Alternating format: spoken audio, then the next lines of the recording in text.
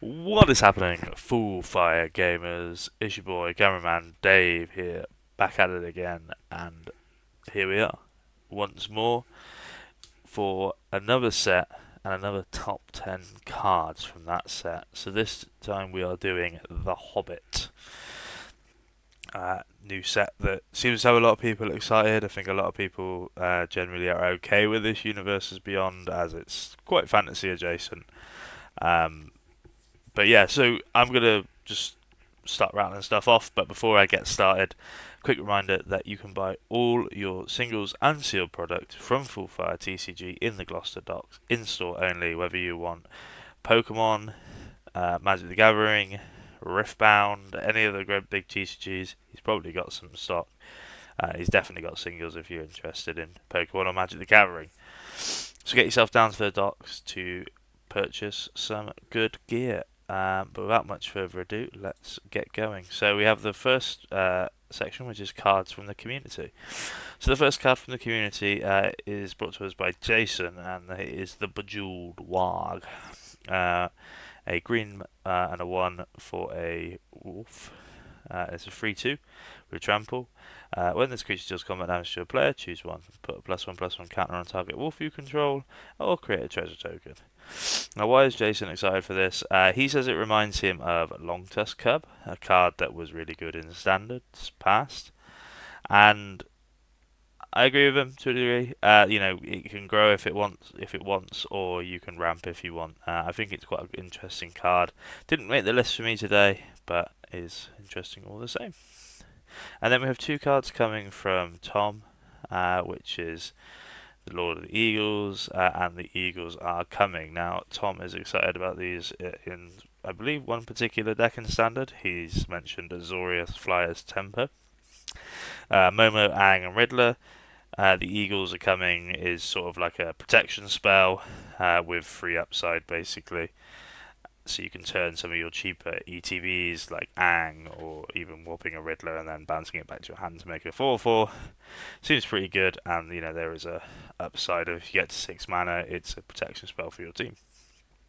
Didn't make the list today, was very, very close to the Eagles coming, making the list, but unfortunately just missed out. But don't worry, Tom, I got you. So let's go on to the honourable mention.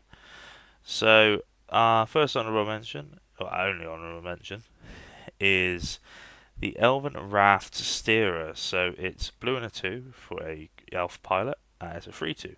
And it has landfall, so whenever a land you control enters, choose one. Tap target creature an opponent controls, or untap target creature you control. So that seems pretty innocuous. Why do I care? Well, for the old heads among us, some of you will see this part of the text. And remember, that's exactly the same as a card that used to be a combo deck in modern past, which was the Knight of the Reliquary combo with Retreat to Coral Helm. So the idea is you tap your Knight of the Reliquary, you go get a land out your deck. The Retreat to Coral Helm would untap your Knight, and you can just do that infinite as much as there are lands in your decks. Make a really big Knight and then swing. So why am I talking about these two cards when in reality this Knight of the Reliquary combo deck hasn't seen play in donkeys? Well, that's because this can now all be found with Collected Company. Another card which is from Modern's past, but is still a really good card. Just a little bit underplayed at the moment, but you can find both combo pieces in your opponent's end step to then untap and potentially win the game. So, pretty exciting deck, pretty exciting card for only an old deck, and like we're starting to see a sort of renaissance of older decks coming back. Like Devoted Druid's now doing like really well in challenges, so it's not like unheard of that these old combo decks can come back and make an impact on modern, just with a few new additions. So it's an honourable mention for me. Number 10, proper. Right, so this is a little bit more of a personal one for me. You'll see why in a second. So I have put number 10, Thranduil, the Elven King. So it's Sultai and 2, so 5 mana in total. for a legendary elf noble. And Thranduil has all the activated abilities of all elf cards in your graveyard. And whenever another legendary elf you control enters, draw 2 cards and discard a card. So, generically, like, he's going to combo a number of different ways with various elves in the graveyard. There's a million ways to make combos with Thranduil. I haven't put them all, but there is a number of ways to combo with him. To do with like adapting, putting counters on him, and then that's removing counters with Devoted Druid and all this sort of stuff. So like that could be a home for him. It's just like okay, I've got a full combo in the graveyard. Play Thranduil, go off. If you've got a haste enabler. If you don't have a haste enabler, there is another card that can automatically go off straight away when you play Thranduil, and that is Kefis. I noticed it's 2 sets, and Kefis has been mentioned twice. This is insane. So Kefis is an elf. So you can this could be Kefis number 5, as long as there's a Kefis in your graveyard. You can set up some really interesting turns where you've maybe got Agatha Soul Cauldron, you've got Thranduil out, and it's like, okay, I'm going to play Thranduil. Opponent has to kill your graveyard then and there, and then you get to go Agathas and all this sort of stuff. Just interesting combo. Like, this is interesting. I probably will play one of these in Kefis, just as an additional piece. Might not keep the cut, but it's interesting. And if there's more elves in the deck, then obviously Thranduil can do better. Moving on to number 9. At number 9, we have an oldie but a goodie. Settle the Wreckage. And that famous bluff from LSV. So why Settle the Wreckage? Settle the Wreckage is a fine board wipe. It's not. We do have Day of Judgment in the format, but being able to do it at instant speed is great. Your opponent does get the opportunity to play around it, which is now something you have to worry about in standard. If opponent's got 4 mana and 2 white untapped, I've got to be concerned of, can I get Settle the Wreckage? Are they even playing Settle the Wreckage? Do I need to full swing? Not full swing? And like the bluffing and the mind games, that's what I love about Magic games, is when like you can trick your opponent. Like, trick your opponent to either bluffing or like getting their own head. They get their own head about playing around something they don't need to play around. Blah blah blah. Like, it just promotes the sort of gameplay I like. And yeah, so it's a completely fine card. Will it see masses of player standard? Probably a little bit, but I wouldn't expect 4 of these in all control decks. But I'd expect probably 1 or 2, maybe sideboard. Moving on to number 8. Number 8, we have Bilbo, Thief in the Night. It's a blue and a 1 for a legendary creature, halfling rogue. That's a 2/2. Spells you cast from anywhere other than your hand cost 1 less to cast. Okay. When he attacks, you may cast an artifact, instant, or sorcery from your graveyard. If an instant or sorcery cast this way is put into your graveyard, exile it instead. So this is sort of like if Dreadhorde Arcanist and Emry had a baby, and this is the spawn of that unholy union. So it's sort of like Dreadhorde Arcanist in that you need to attack. You can get instants and sorceries, but you can also get artifacts because you're an Emry as well. Like, it's partly an Emry, and also you get to cast stuff for cheaper. I haven't put it up here, but stuff like Grinding Station, Mox Opal shenanigans, that can all be like Bilbo can pick stuff up, and then it cost reduce. It seems like a relatively good card. I don't know exactly where it fits at the minute, but certainly an exciting card. Number 7. Number 7 is a little bit more not unique but obvious. So we have Elrond Moonreader. It's a blue and a 2 for a legendary creature, 3/3 elf noble. Whenever you activate an ability of a creature, draw a card. This ability triggers only once each turn, and then it's got a 7 mana flavor text, where it can flicker itself and one other non-land permanent you control. So why do I think this is good? So During Marvel's spoiler season, overlooked Loki because I saw that this triggers once each turn, and just immediately my brain shut off because usually those effects are bad. It's the most annoying effect they put on cards that are almost like really, really good, and it just sort of hampers stuff that it just annoys me. So, but like I said, Loki is proving to be better than we thought. So I see Elrond, and it's a relatively similar effect to Loki, where it's you do something, you draw a card once each turn cycle, and activating the ability of a creature is phenomenally easy. Um, tapping a mana dork, that's activating an ability. You draw a card. No, the encore from the encore from Time Spiral has a 0 mana activated ability, like all this sort of stuff. So activating ability and drawing a card in each turn cycle is going to be phenomenally easy. It's just what the rest of the deck looks like. Like, it's really easy to play Manadork and Elrond and then figure it out from there. But I think this card looks good and has some potential. Number 6. So number 6 is a little bit of a rogue one. So I've gone for Fateful Discovery, which is a blue and a two blue and a free for an enchantment. And it says whenever an artifact you control enters, draw a card. This is the most simple line of text in Magic the Gathering we've ever seen. Well, not we've ever seen, but it's a very simple line of text. But the rules behind it mean it's incredibly, incredibly broken. If this was like 3 mana, this card would be busted. 4 mana, it'd probably be one of the best draw engines in the game. At 5, it's that awkward mana cost of like a little bit too much. But if you can get to this quickly, I think this card can take over the game relatively easily. So the first card I've put up is Academy Manufacturer. So this says an artifact. It doesn't say non-token artifact. It just says an artifact.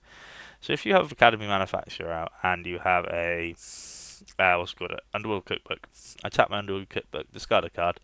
I make 3 tokens with Academy Manufacturer. I draw 3 cards with Fateful Discovery, which is a phenomenal amount of cards.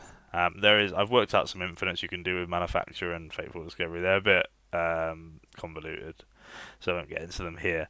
But yeah, just like playing artifacts and ramping into Fateful Discovery is going to be good, I think. I'm interested in a shell that's maybe like more traditional artifact, talismans, um, warm power stones, stuff like that, to get to this quickly without like dropping your hand on the table like the Affinity style. So I think this promotes a different style of gameplay with artifacts, and I'm interested to see it. But yeah, moving on to number 5. At number 5, we have another elf in the Cantankerous Keepers. So it's green and 5, but not really. For a creature, elf soldier is a 4/3, and it has affinity for elves, so it costs 1 generic less for each elf you control. When this creature enters, mill 4 cards and put all elf cards from among them into your hand. So that's a good ETB. It gets cheap quite quickly because elves like to swarm the board. The body isn't irrelevant, but probably not the best part of this. Like, you could probably ignore this, and like this part is a part you like in most formats. So yeah, like I said, this is just good in general, like elf ball style things. I put a Heritage Dude up here just to be like, yeah, elf ball. The only thing I will say, because I know a lot of people are excited about this card for elves, is that it says when this creature enters, mill 4 cards, put all elves from among them into your hand. So the problem is with the modern elves deck is, yes, it plays lots of elves, but it also plays stuff you want to get that's not an elf. Like Wirewood Symbiote, Craterhoof Behemoth, Green Sun Zenith. There's all these cards that you can mill over that you can't grab with Cantankerous Keeper.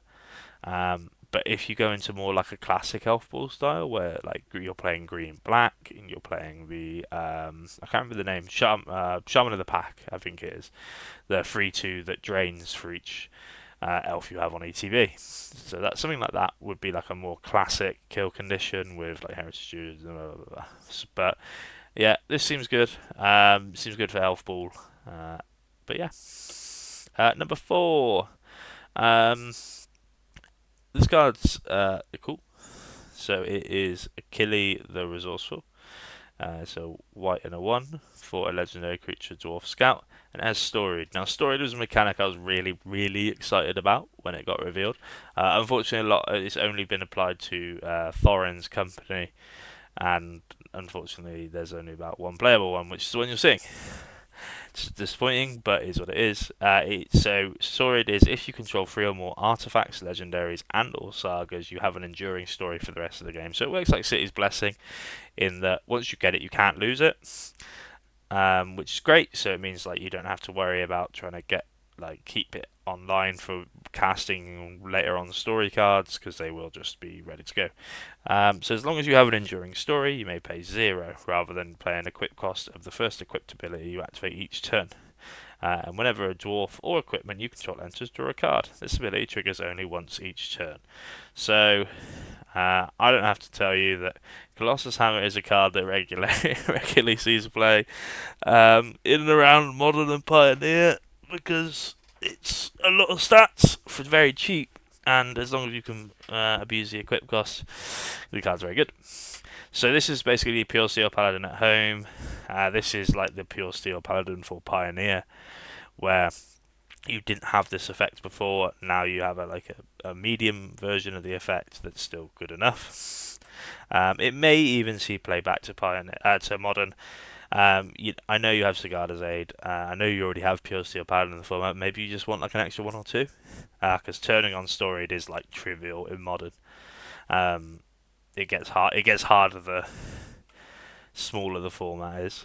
So in Pioneer it's not too bad, but it's still a cost. And then in Standard is actually like not easy to turn this on. But yeah, this looks good. Probably do great in Pioneer. Maybe into Modern. So number 3. Number 3 is a card I'm really excited for. I almost put this at number 1, but I thought I best not, because I will be accused of bias. So it is Key to the Side Door. So it's 1 generic for an artifact. It says 2 and tap creature can't be blocked this turn. Cool. 1 and tap, discard a legendary card with the same name as a legendary permanent you control. Draw 2 cards. So this is, you ignore this first line of text, and the second line of text is what you care about, because this is phenomenal. With the Moxen, so Mox Amber and Mox Opal, they tap for a mana themselves.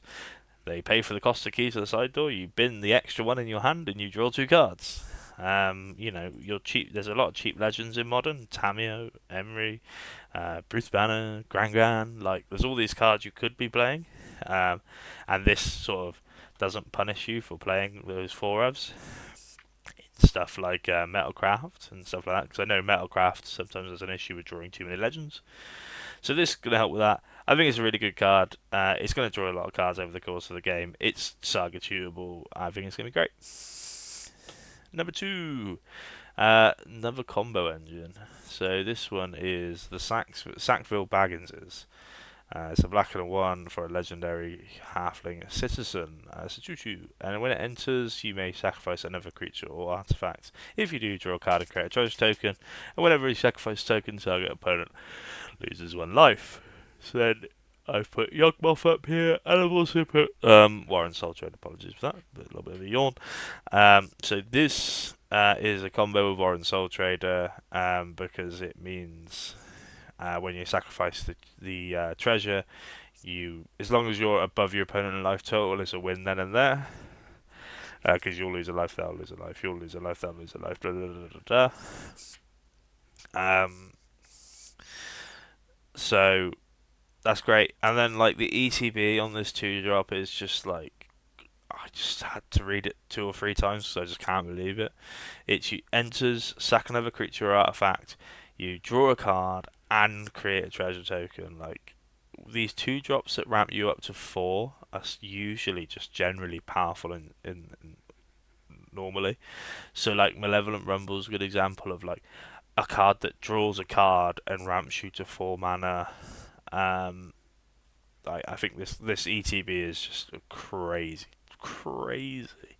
because you play you can go play the, what's it called, crawling zombie or whatever it is, the one that you can cast from the graveyard. Play that on turn 1. Turn 2, play this. Draw a card to make a treasure. Turn 3, play Warren Soul Trader, go off. Like, that's just phenomenal. So yeah, I think that is really good. ETB is good, and the flavor text is really good as well. Right, number 1, we have the Queen of Dale. Trust me, I've not been commander pilled for this one. So why do I like the Queen of Dale? So let's start with what the Queen of Dale is. It's a white and a 1 for a legendary human noble. Whenever an opponent casts their first non-creature spell each turn, you recruit. So this is the first recruit card we've seen. Recruit is draw a card, discard a card. If you discard a non-land card, create a 1/1 white human soldier creature token. So it's connive, except you make a 1/1, which is a big difference from putting a counter on something. So this gives me strokes of Esper Sentinel, where your opponent casts their spells. They are forced you draw a card. In Esper Sentinel, they're forced to pay attacks, but you do actually just draw a card every single time, even if you loot as well. And also it makes humans, so like you can have human synergies with like Fallia's Lieutenant, the 1-drop, which is something Champion of the Parish, to have a growing creature human deck, which is on the fringes of modern right now, but I'm sure it's like 1 or 2 good humans away from returning back in full force. But yeah, Queen of Dale's exciting, and that's my number 1. So thank you all for watching. A bit of a whistle stop tour this time, but yeah, if you're looking for your singles or sealed product, just remember to get yourself down to the Gloucester Docks to buy it from Full Fire TCG, who will be able to provide whatever you need. So thank you all for watching. Hope you enjoy the rest of your day. Hope you enjoyed this video. Remember to like, comment, and subscribe. And I will see you in the next set.